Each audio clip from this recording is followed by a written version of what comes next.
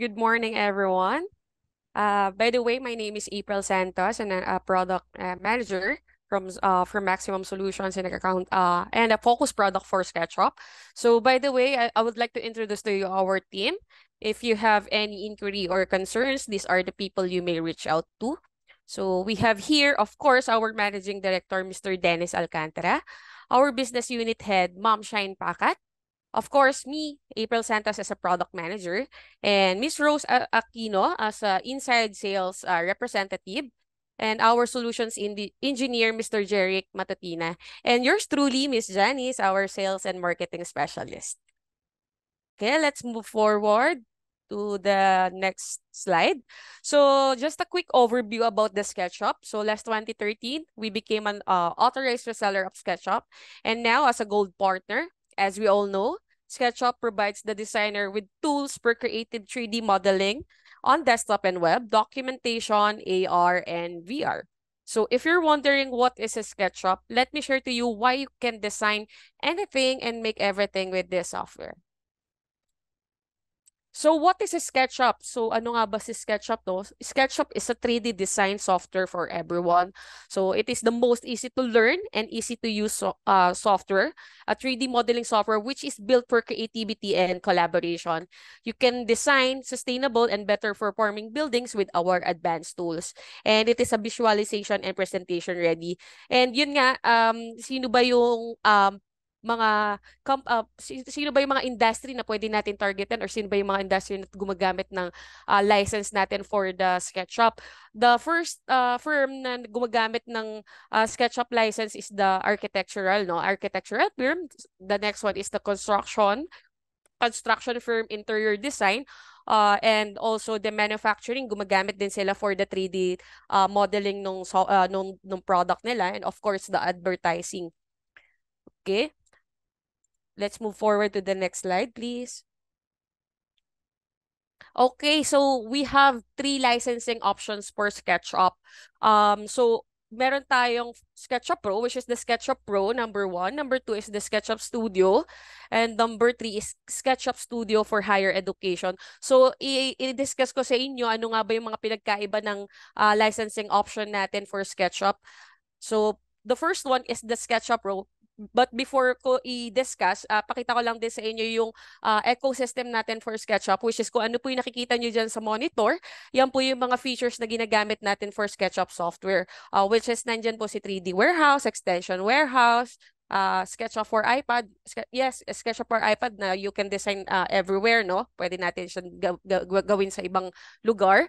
And yeah, may pre-design tayo, V-Ray. But of course, yun nga sa SketchUp Pro, doon tayo papasok. Ano ba yung pinagkaiba ng SketchUp Pro kay SketchUp Studio? So next slide, please. So the SketchUp Pro, so as you can see, the pre-design SketchUp for iPad, Trimble Connect, SketchUp for desktop. So ayan po yung mga pwede natin magamit na features for SketchUp Pro. Yun nga, aside dan, meron din tayo yung sa pre-design natin na yung architect or yung the owner can analyze the set of condition research that will establish the framework and the requirements of the building dun sa area na pagtatayuan nyo. And then also includes site analysis, budgeting, and also the programming use requirements. But of course, the SketchUp Studio, ano nga ba yung pinagkaiba natin kay SketchUp Studio? Next slide, please.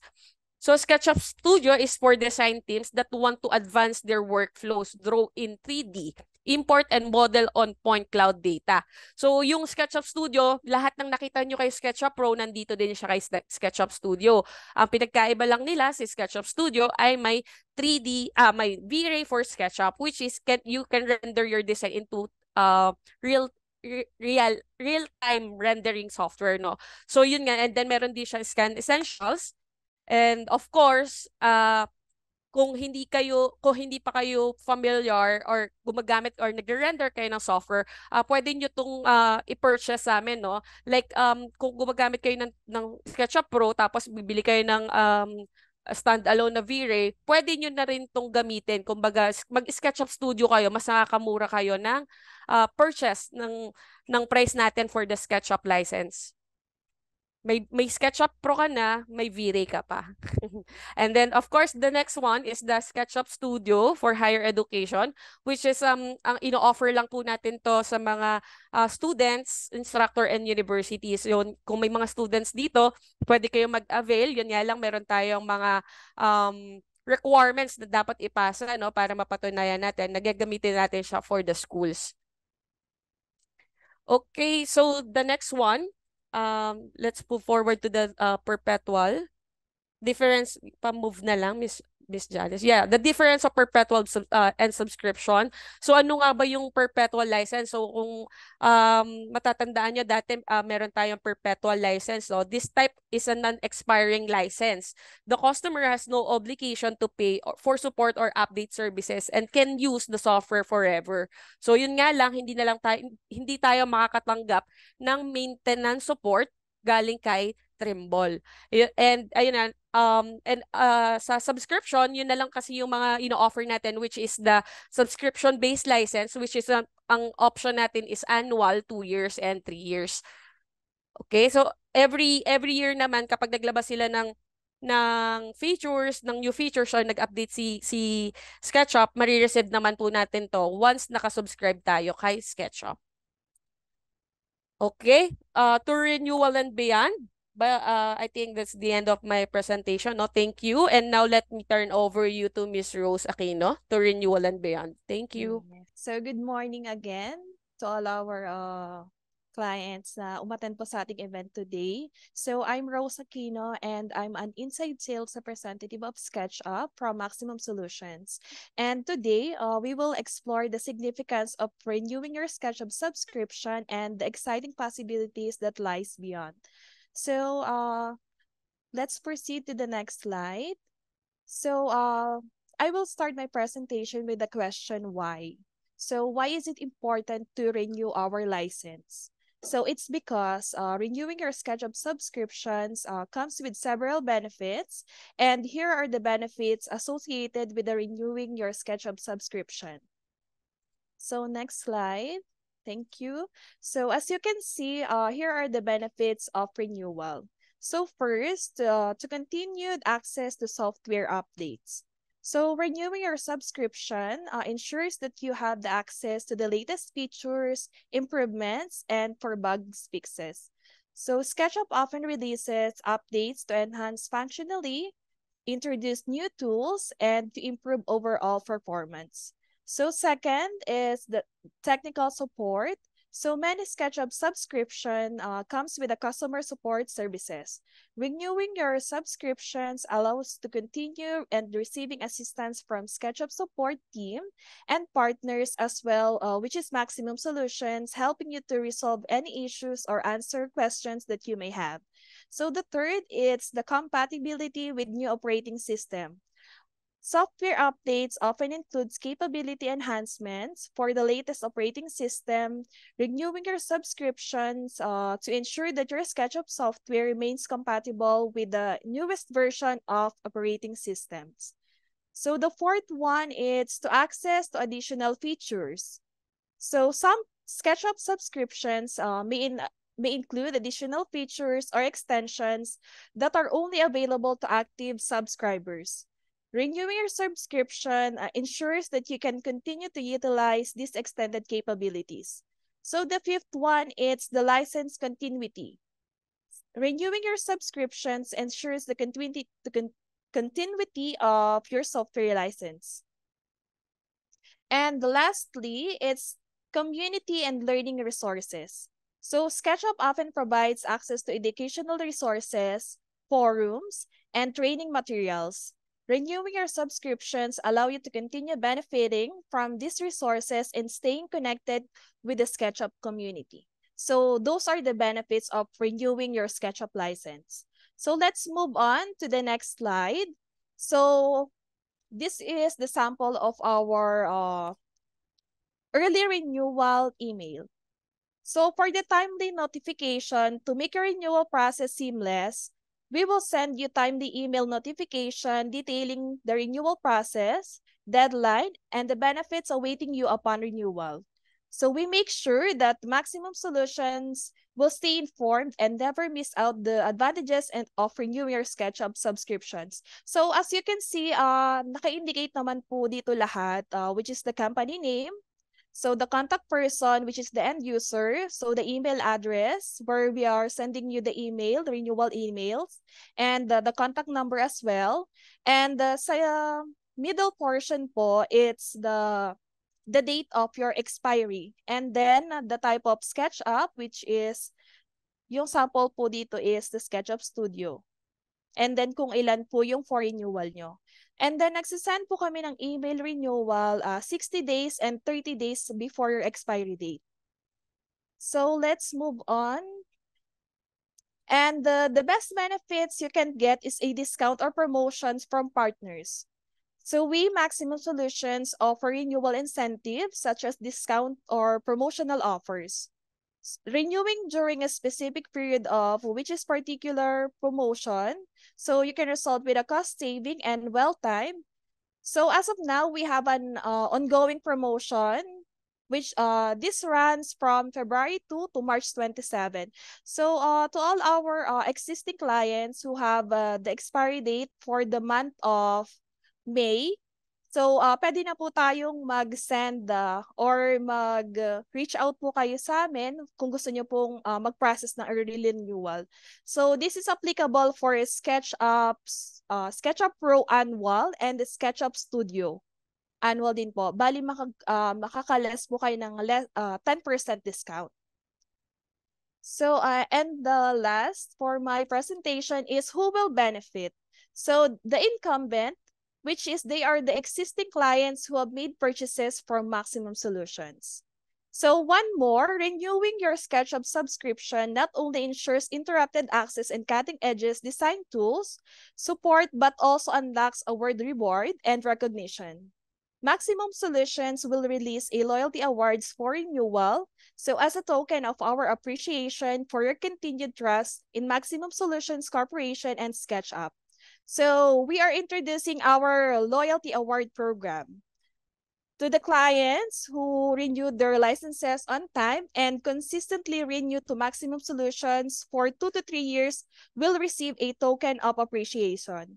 So loyalty card will serve as a proof of your commitment to Maximum Solutions and unlock a range of exclusive perks and benefits. And it's our own way of saying thank you to our loyal customers. So I think this will be the end of my presentation. So are you ready to renew? So simply contact me to continue your journey with SketchUp. So after this, we will be posting our contact numbers and emails para po dun sa mga gusto mag-purchase ng kanilang SketchUp licenses kay Maximum Solutions. Thank you so much. Miss Yan. Ja. Thank you. Thank you, Miss Rose. Grabe. Renewal. Parang renewing of vows. Para nga naman maging strong palalo ang partnership natin. So, any questions about renewal or our SketchUp subscription? Any questions for Miss April and Miss Rose? Anyone? Bukod sa good morning dito ni Sir Michael John. Feel free po to ask questions. Siguro naging clear ang presentation ni Miss April and Miss Rose. Pero ako, I have a question na lang for Miss April. Miss April, Yes, can ma'am. you open your camera Mhm. para makita ka nila? So, Miss Okay. April, if ever po ba na I am using a perpetual, paano po ba yung magiging process po nun to switch po sa ano natin, sa subscription na meron pong latest features?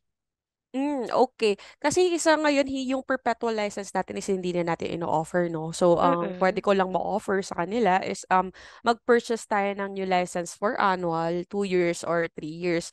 So, yun, at least doon, makaka-receive sila ng mga technical support and new updates from Trimble po. Ayan. Siguro rin may question sila about the product itself. For the installation po ba, Miss April, may help po ba tayo ni Maximum for that? Yes, of course po. Opo, if ever na pagkailangan nyo ng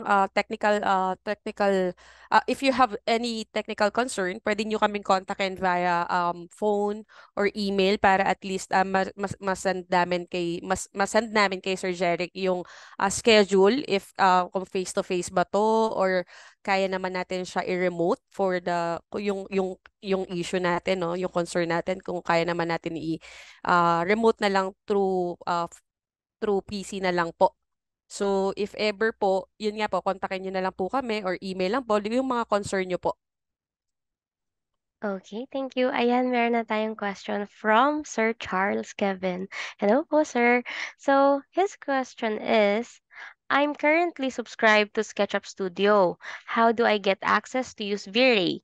Should I install V-Ray online and use the same license to sign in again? Mm. I think yung question ni Sir is ang makakasagot ni Sir Jeric, our technical Sir Jeric. Good morning, everyone. So again, my name is Jeric, one of the solutions engineer in Maximum Solutions Corporation. And for the question about the V-Ray, so V-Ray po is a separate installation kay SketchUp Pro since V-Ray is a plugin for Pro. And yung installer po natin for V-Ray, we can download it sa ating Trimble account. So each one, so para po sa mga first timer or not yet familiar with the Pro or Studio, each end user po meron po tayong Trimble account wherein doon din po natin makikita sa account natin or sa portal natin yung mga assigned license and yung mga product that we can access. So sa portal, doon po natin makikita yung installer. And for the license activation, so via signing in rin po yung mode of activation for V-Ray. So yung gagamitin lang po nating details, yung username and password is yung same details with SketchUp. Kung ano po yung sinign in nating details kay SketchUp Pro, ganung details lang din po yung i-sign in natin when it comes to V-Ray license activation. Ayan. Thank you, Sir Jeric. Ayan, si Sir Charles pala ay may SketchUp Studio na. Yeah. So, thank you, Sir Charles, for that question. Siguro yung iba rin dito, is of course our existing. So, ayan sa chat, meron ding question. Si Miss Mary Grace. Hi, ma'am. For perpetual license, if we didn't purchase a maintenance renewal, we cannot access the latest version, right? Thank you, Miss April. Yes po, no. Yung perpetual license natin is kung ano na lang, kung ano po yung nabili natin for that year po, yun lang po yung pwede nating magamit. So far, hindi na po kasi kami nag-o-offer ng mga maintenance support for the perpetual po. So, hindi po talaga tayo makaka-receive ng mga latest version ni SketchUp if naka-perpetual. So, ang advice lang namin is bumili po tayo ng naka-subscription-based license. So, yun po, automatically, yearly, kung naglabas ng new version si SketchUp, receive po natin yung mga features na ilalabas po nila sa email natin. Again, my name is Jeric and today po, I'm gonna present to you the latest updates for SketchUp. So by the way, I just wanted to thank everyone for joining po and investing your time to us today. Sa kabila ng kabisihan po natin, you choose to attend para sa ating webinar. So, for today, for existing users especially, I will give you an update for SketchUp and I hope na i-maximize po natin yung subscription by installing the updates which is SketchUp 2023.1 na ni-release last September 2023. And first on the list, we have the iconography. So updated na po yung ating icons para sa lahat ng tools and features na nag-a-appear sa ating toolbar, both SketchUp and layout. So FYI lang po, if you are using SketchUp na for a long time. So since 2013, same icons yung nakikita natin sa ating toolbar. But when we launch yung SketchUp for iPad last year, which we introduce yung new generation ng ating mga icons for 2023.1, na-update na rin po yung icons natin both for SketchUp for desktop and for layout. And ito yung look ng ating icon. So yung 2022 sa left side, andyan yung old generation icons, and then on the right side yung ating bago na. So mapapansin nyo medyo ano na siya, like for push and pull, naka-brown pa tayo dito sa 2022, pero yung sa 2023 wala na siyang peel. And here are the list of mga icons natin for SketchUp Pro and even for SketchUp layout. So ito na po yung makikita natin sa toolbar natin when we update our version. So from 2022 to 2023. Next, we have a snap, which is a custom point that we can add to a group or component. So when once added yung ating snap, so it will allow us to both position and orient yung ating object at the same time. So yung snap, it can help us to create a model with components that are ball. And to create a snap, so i-double click lang natin yung ating chosen component and right click, tapos we have make edit snap option. And while using them, so yung snap natin mag-a-appear as a disk containing yung mga visual cues that explain kung paano nag-work yung ating snap. And in most template, yung front side ng ating disk is white while the back side is color blue. The front side is the active side that you will attach to another snap or sa any face ng isang component. And we can also use the move tool to pick up and move yung ating object with a snap on it and attach to another snap na nasa other component. So later, I will show you some demonstration on how 2023.1 additional features, enhancement, kung paano sila nag-work. Next, we have the custom flip plane. So, na-upgrade po yung ating flip tool functionality with a new customizable flip plane. So, we can now identify yung custom magenta plane to set up yung plane beyond the default axis. So, dati kasi yung nagsisilbing axis of rotation natin or reflection natin is yung green, blue, and red plane. But now, we have a custom plane colored in magenta. So we can now manipulate this new flip plane just like the other place na nakita natin sa ating screen. Another interesting features, we have this horizon color. So we can now create a custom horizon appearance sa background settings ng ating style panel. So yung a new option para sa ating style panel will allow us to modify yung color ng ating horizon sa background ng ating model. So later, ituturo ko sa inyo kung saan makikita yung editing tools for the horizon. Next, we have the lasso segment. So yeah, we can draw line segment to define our selection area with the upgraded lasso segments. So dati kasi it's a freehand. When we want to select multiple entities, freehand yung ginagawa natin. But now, we have an option na line segment yung magawa nating window selection. So we have an option na true lines na yung ating mga segments or yung boundary ng ating window selection. Next, we have the rendering controls which appear sa ating document setup. Ito naman po ay para sa SketchUp layout. So this setting control yung resolution ng ating raster and hybrid rendered SketchUp model viewport sa ating document. So we can control yung editing and yung output resolution independently. So if you want na halimbawa sa model nyo or yung nasa layout nyo, low quality para mas madaling ma-navigate, ma-move, ma-rotate yung ating let's say annotation or yung models. But when we export it to PDF, so pwedeng high resolution yung ating i-pick para maganda yung quality ng mga text sa ating PDF. But you have also an option na parehas na naka-high sa edit and output resolution. So it will depend na lang din dun sa system requirements or sa specs ng inyong laptop and even ng inyong graphics card. Another interesting features is SketchUp diffusion. So this is good for mga designer. So if you are a designer for residential, commercial interiors, and yeah, even architecture who are looking for ideas at the start of your creative process, then diffusion is good for you. So if you want to have rendered image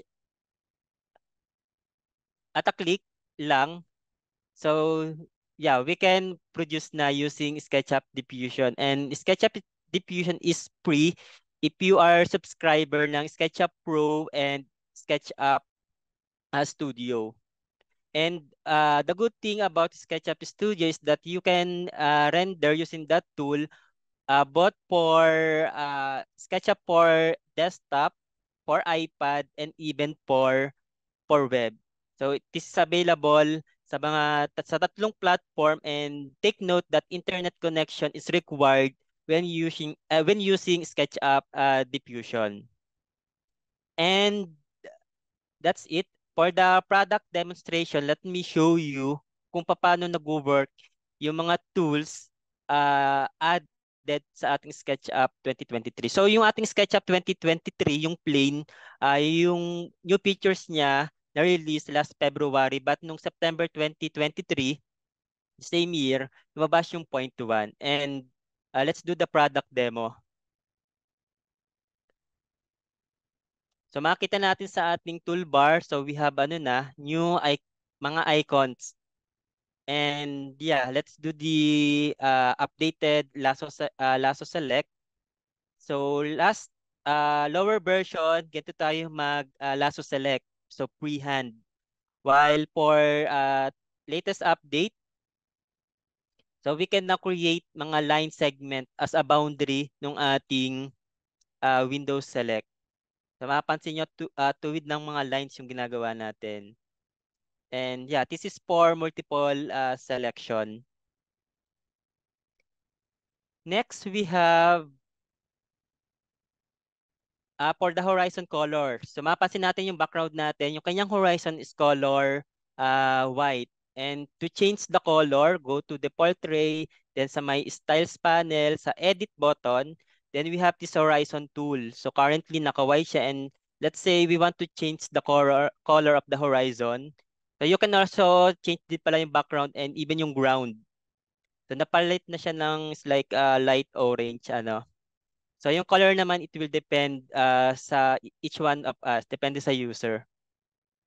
Then next we have the custom flip tool. So we selected component and using the flip tool. So yeah, we have by default meron tayong three planes, RGB, red, green, blue, plane XYZ. Then for the customize, we have this magenta color, and let's say yung maging axis of reflection natin is yung ating roof. So that's yan yung naging look after flipping.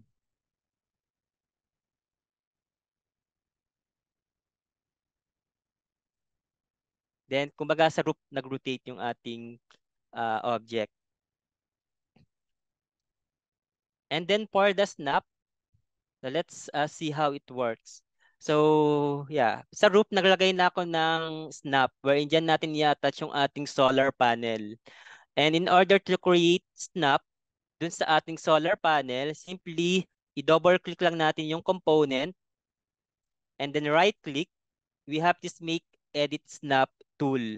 So maglagay lang tayo ng snap sa any part ng solar panel. Yung sa currently dun sa base ng ating solar panel. Then yeah, we have this snap na. Then select or i-rotate lang natin para maganda yung papalit ng place ng ating solar panel papunta kay roof. So using move tool, so select lang natin yung ating solar panel using yan, move tool, tapos gamitin natin as starting point yung ating ginawang snap. Then i-attach dun sa other snap na nasa sa roof. And this is how it looks. So nakalapat, tama yung host ng ating solar panel, which is yung roof. And for SketchUp diffusion. So yung ating SketchUp diffusion, yung kanyang installer is available sa ating extension warehouse. Then after installation, saglit lang naman po siya ma-install.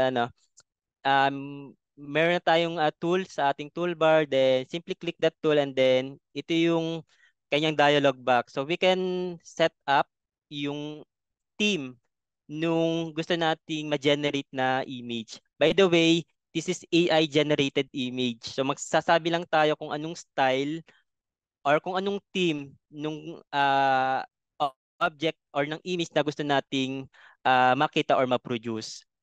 So currently, I pick yung exterior photorealistic and then we have this generate button and then let's just wait lang a second para ma-generate yung ating image. And yeah, so let's wait for another seconds.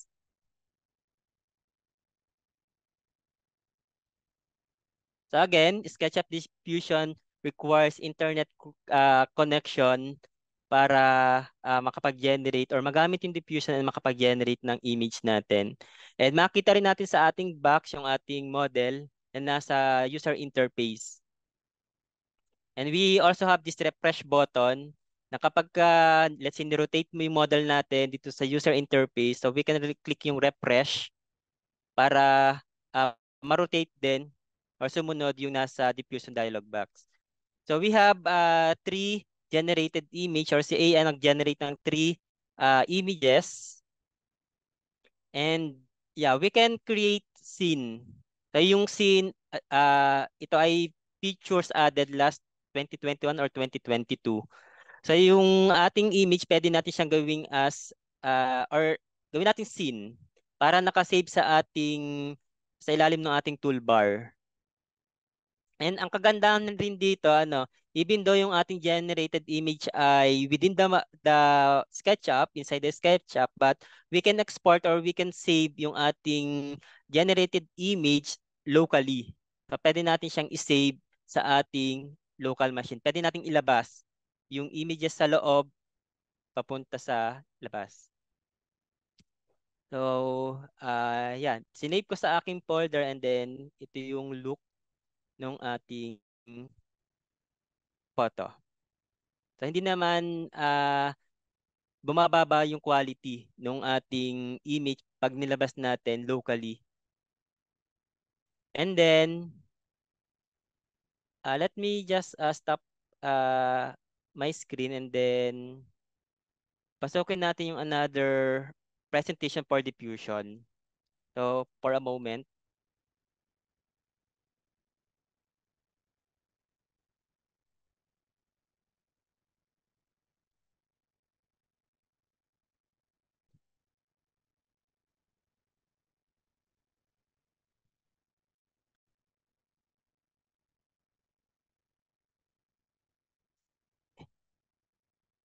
Yeah. So, for SketchUp diffusion pa rin, kanina we select yung default setting or style, which is yung exterior architecture. But we also have an option na maglagay ng text or maglagay ng gusto nating theme para sa ating image. So currently, gusto ko yung maging image natin is mala nature o blend with nature, tapos yung ating mga building is nako-cover ng ating snow. So we just simply click generate and then let AI do the work.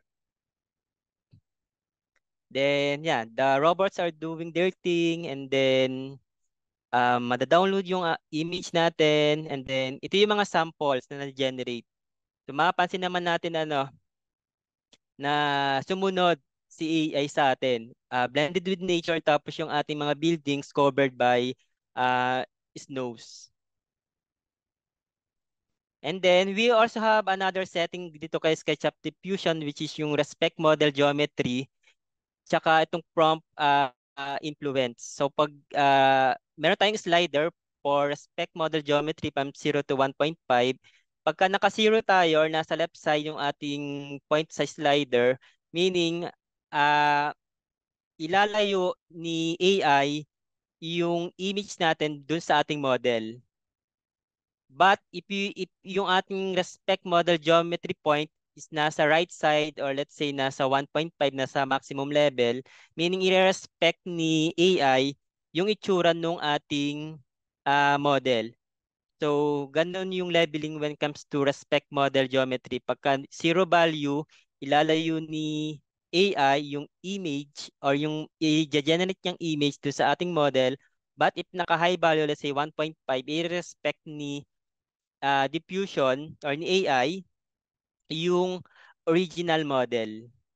And then for the prompt influence naman, is like respect model geometry din. Kapag yung range niya ay nag-start from 0 up to 12. So kung naka-0 siya, ibig sabihin yung prompt text na nilagay natin like yung blend with nature or snow-covered buildings is hindi niya masyado papansinin or i-ignore niya. But if high value, naka 12, ibig sabihin, ire-respect ni diffusion or ni AI yung text prompt na in-encode natin dito sa ating box. So, ang maganda rito kay diffusion ano, uh, easy to use, wala masyadong hindi very complicated yung mga editing tools. So again, this is good uh, for an easy having rendered image. But if you want na more complexity, more tools for editing, I always suggest na mas okay pa rin talaga yung ating V-Ray na included when you purchase or when you upgrade from Pro to Studio. I think that's it for product demonstration, a quick product demonstration for uh, the updates kay SketchUp. And for technical support, so you can contact me using my email. And for that support, we have different types now. We do phone, email, remote support, and even kapag ka po complex na or complicated na yung problem, we do on-site support to be scheduled na lang, to be scheduled na lang. So I think we can proceed now for the question and answer. Miss Ja. Okay, thank you very much for that, Sir Jeric. Ayan, nakita naman natin kung gaano ka-advanced na si SketchUp, no? They also have AI na. So, any questions for Mr. Jeric about the technicality of SketchUp? And actually, meron tayong existing na questions here. But I guess this is for Miss April. But for Mr. Jeric, any questions, guys? I think may nag-question dito. Do we have, Yeah. yeah, Actually, this is mhm, for you. So, I yeah. guess we can go first kay Sir Jeric para Okay, ma-retain pa yung kakaibang features na nirelease ng SketchUp. yeah, okay. Ayan, meron nag-question dito. So, what differentiates diffusion from other generative AI tools? Sir Jeric? Okay. Unlike other tools, yung ating generated image is within the model na. Kumbaga, when you have SketchUp Pro, tapos yan, introducing uh, rendered image, hindi mo na kailangan ng third party or any other modeling tools na available sa market para makaroon lang ng generated image. So, ito, nasa loob na mismo. Yung ating rendered image is generated mismo sa loob ng SketchUp software. Okay, siguro if they want to save time, no, mabilisan. Tama ba, Sir Jeric? Yes. Ayun. So, Even kapag ka po mm. nasa conceptual design process pa lang tayo, if you want to visualize na yung magiging output ng inyong model, so you can use yung ating diffusion to have images. That's nice. Okay, ayan, meron na namang question about diffusion. Grabe yung curiosity nila dito. So, who can access diffusion? For diffusion, so if you are subscriber ng SketchUp Pro and SketchUp Studio, so you can access yung diffusion. And like what I said kanina, yung ating SketchUp diffusion is also available to other platform like iPad and web. So as long as you have a subscription license for Pro and Studio, you can access diffusion. Wow, ayan. So alam niyo na guys, if you want to try the SketchUp Diffusion and use it in your workflow, ayan, go ahead and contact Miss April. Alam ko naman may contact na kayo ni Miss April. Another question here, where do my files get saved? In the cloud or on my machine? So that's a very interesting About question, yeah, about So saving files. it's up to you. So if you are working or if you model sa SketchUp or desktop, so you can save that file locally sa ating machine.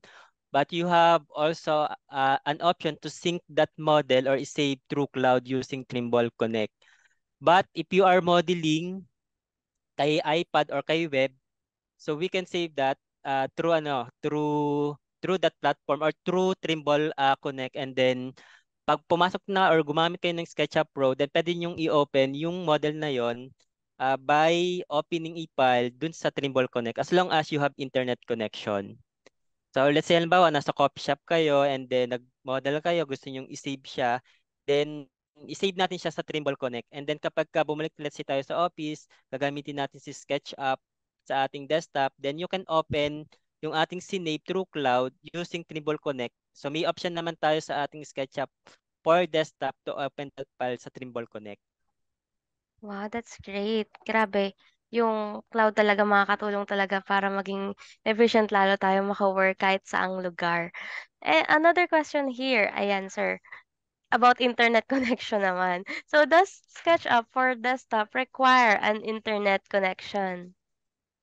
Yes. I mean, SketchUp can work offline. The thing is, kapag ka po ginamit natin yung ating SketchUp, hindi tayo makaka-receive ng updates or we cannot access yung ating model if nakasave sa Trimble Connect, or even we cannot access or browse model sa 3D warehouse, and we cannot access yung installer na sa extension warehouse. Again, we can use yung ating SketchUp offline, good for 28 days. And take note para sa mga naka-perpetual pa po and para sa mga first time joiners natin sa SketchUp event, internet connection is required when activating a license. So yung mode of activation na po kasi ng license is through signing in. That requires internet connection. So that's the thing about having and not having internet connection. Sabi mo na sa amin. Yeah, very isang mahalagang need na talaga si internet connection, right? So ayan, another question for technical side. Does ayan, nilagay na ni Sir Michael. Does the software need high-end specs for laptop or tablet, or will it work on Mac OS? Yeah. For the system requirements now for the Windows, so it works on Windows 10 and Windows 11. And then when it comes to processor, at least 2 gigahertz plus, and for the RAM, at least 8 giga RAM. And for the graphics card, at least yung discrete graphics card. And for the Mac, no, good siya, or ang requirements ay Mac OS 13 Ventura, macOS 12 Monterey, and 11 Big Sur. But may latest po ngayon na macOS 14 Sonoma users. Sonoma, currently hindi pa po available o hindi pa po pwedeng install si SketchUp 2023 sa mga macOS 14 Sonoma. So I hope na pag nirelease yung ating SketchUp 2024, which gonna be on the last week of March, lalabas si SketchUp 2024. We hope na maging available na rin to for the macOS 14 Sonoma. And yeah, for the complete details of system requirement for SketchUp, so you can use this link. So you can scan this QR code for the complete details of system requirement, both for hardware and software for the SketchUp. Ayan, feel free po to scan the QR. So now, let's move forward sa question naman kay Miss April. Ayan na nga, ang pinaka-inaantay niya. So this question is from Miss Edeliza. So her question is, how many units we can activate or log in our accounts with SketchUp Pro license?